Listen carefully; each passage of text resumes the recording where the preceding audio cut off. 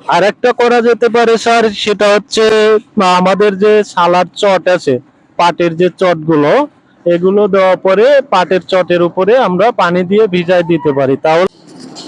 আসসালামু আলাইকুম। Civil engineering practical information থেকে সবাইকে আন্তরিক শুভেচ্ছা। আজকে আমি যে বিষয় নিয়ে আলোচনা করব, এটা হচ্ছে যে এরকম এই মানে আবহাওয়া যদি এরকম অতিরিক্ত গরম থাকে এবং সেক্ষেত্রে যদি আরসিসি কোনো ঢালাই হয়, রাস্তা হোক বা স্ট্রাকচার কোনো যদি আরসিসি বিল্ডিং হোক, তো সেক্ষেত্রে আমাদের এই আবহাওয়াতে কি করণীয়। তো এখানে একজন প্রকৌশলী আছে, ওনার সাথে আমরা কথা বলবো। তো আসসালামু আলাইকুম। ভালো আছেন? জি আলহামদুলিল্লাহ, আপনি ভালো আছেন স্যার? তো আজকে এই মানে যে জিনিসটা আমরা জানতে চাচ্ছিলাম সেটা হচ্ছে যে এখানে যে রাস্তার কাজটা হচ্ছে, তো এখন আবহাওয়াটা প্রচন্ড হিট।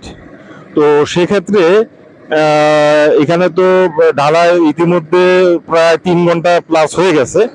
তো এখন এই আরসিসি ঢালাই যদি কোনো ক্রেক আসে কিনা, বা আসলে সেক্ষেত্রে আমাদের কি করণীয়, হ্যাঁ, এই সম্বন্ধে যদি আপনি কিছু বলতেন। জি স্যার। স্যার, আরসিসি ঢালাইতে যখন ওয়েদার হট থাকবে, তো সেক্ষেত্রে স্যার আমরা যেহেতু এটা দুর্গম এলাকা, তাহলে তো আমরা বরফ পাবো না স্যার। একমাত্র বরফ দিলে আরসিসি তে ক্র্যাক আসবে না। দ্বিতীয়ত আরেকটা আমরা করতে পারি, এটা হলো কালো পলিথিন দিয়ে এটারে ঢেকে দিতে পারি। ঢেকে দেওয়ার পরে পলির উপরে আমরা 3 ঘন্টা পরে পানি ছিটাই দিতে পারি। আর একটা করা যেতে পারে স্যার, সেটা হচ্ছে আমাদের যে সালাদ চট আছে, পাটের যে চটগুলো, এগুলো দেওয়ার পরে পাটের চটের উপরে আমরা পানি দিয়ে ভিজাই দিতে পারি, তাহলে স্যার আমার মনে হয় ক্র্যাকটা আর আসবে না স্যার। তো এখানে যেহেতু আরসিসি কাজ যেটা হয়েছে, তো আরসিসি কাজের আগে তো অবশ্যই সিসিটা হয়েছে। জি স্যার। জি, তো সিসি হওয়ার পরে মোটামুটি সিসি তো অবশ্যই 28 কিউরিং ছিল স্যার। এখন আরসিসি করার আগে কি আর 24 ঘন্টা? জি স্যার, এটা আমরা 28 দিন পরে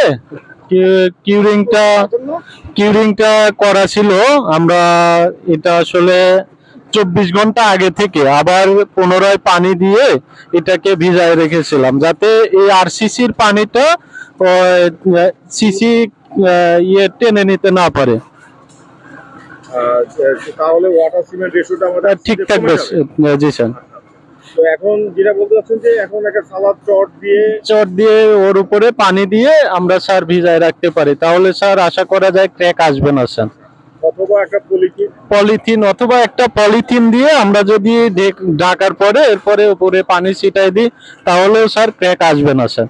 অর্থাৎ আমাদের আরসিসি তে যেই পানিটা আমরা দিচ্ছি, জি জি, সেটা যাতে বাষ্প আকারে উড়ে না যেতে পারে স্যার, এই জন্য। ধন্যবাদ আপনাকে। ঠিক আছে স্যার, থ্যাংক ইউ।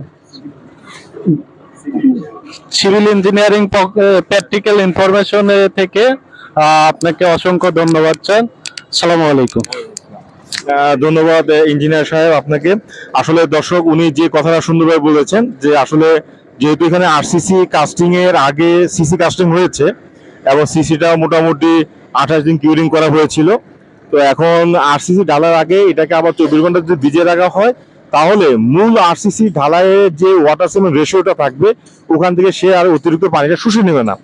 প্লাস যেহেতু আজকে আবহাওয়াটাও অনেক হিট আছে, তো সেক্ষেত্রে যেহেতু এটা একটা দুর্গম এরিয়া, এখানে আমাদের আসলে মিক্সার মেশিনে যদি আমরা বরফ দিতে পারতাম, তাহলে আমাদের টেম্পারেচার আমরা একটু মিনিমাইজ করতে পারতাম। তো যেহেতু এই সুযোগটা নেই, তো সেক্ষেত্রে এখানে আমাদের পলিথিন দিয়ে উনি কয়েকটা অপশন বলেছেন সুন্দর, পলিথিন দিয়ে ঢেকে দিয়ে উপরে পানি ছিটা অথবা সালাদ চট দিয়ে ভিজিয়ে এটা করলে আশা করি ইনশাল্লাহ কেকটা আসবে না।